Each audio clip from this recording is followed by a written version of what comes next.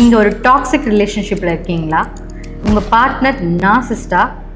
இந்த 5 சைன்ஸ் வச்சு நம்ம அதை பார்க்கலாம். ஃபஸ்ட்டு, அவங்க செய்கிறது தான் சரின்னு அவங்க நினைப்பாங்க.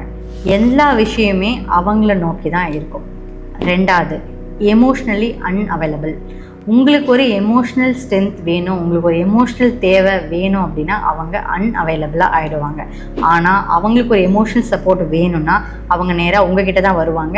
நீங்கள் அதை பண்ணலை அப்படின்னு சொல்லிட்டு உங்களை ப்ளேம் பண்ணுவாங்க. மூணாவது, கான்ஸ்டன்ட் அட்மைரேஷன்.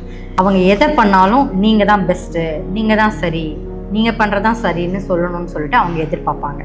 நாலாவது, கண்ட்ரோல் அண்ட் சுப்பீரியாரிட்டி.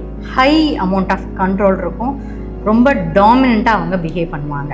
இந்த மாதிரி ப்ராப்ளம் வரும்போது ஒரு சில நேரத்தில் நீங்கள் ரியாக்ட் பண்ணி நீங்கள் கோவப்பட்டீங்க அப்படின்னா அவங்க என்ன பண்ணுவாங்க, இம்மீடியட்டாக அவங்கக்கிட்ட வந்து நான் பண்ணது தவறு தான், என்னை மன்னிச்சிடு அப்படின்னு சொல்லிட்டு அவங்க கீழே வந்துடுவாங்க. ஆனால் அது கொஞ்ச நேரத்துக்கு மட்டும்தான். உங்களோட பிஹேவியர் மாறின உடனே அவங்க ஆஸ் யூஷுவல் பழையபடிக்கு போயிடுவாங்க.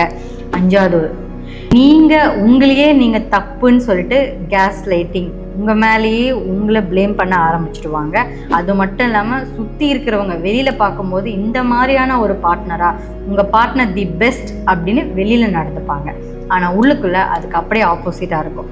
இந்த கன்ஃபியூஷனை உங்ககிட்ட எப்போவுமே இருந்துகிட்டே இருக்கும். நீங்கள் இங்கேருந்து வெளியில் வரலாம், இந்த லைஃப் எனக்கு வேண்டான்னு நீங்கள் நினச்சி ஒரு முடிவெடுக்கும் பொழுது திரும்பியும் அவங்க உள்ளே வந்து இல்லை நான் சரியாயிடுறேன், நான் மாறிடுறேன், நீ என்னை விட்டு போயிட்டேன்னா எனக்கு யார் இருக்கா அப்படின்னு சொல்லிட்டு உங்களை எமோஷ்னலாக ட்ரைன் பண்ணிவிட்டு உங்கள் கூடவே இருப்பாங்க.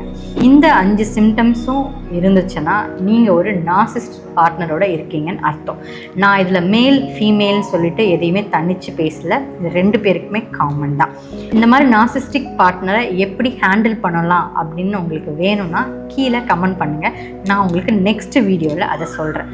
நார்சிஸ்டிக் பார்ட்னரோட வாழ்ந்துட்டு இருக்கிற உங்கள் ஃப்ரெண்ட்ஸுக்கு இந்த வீடியோவை ஷேர் பண்ணுங்கள்.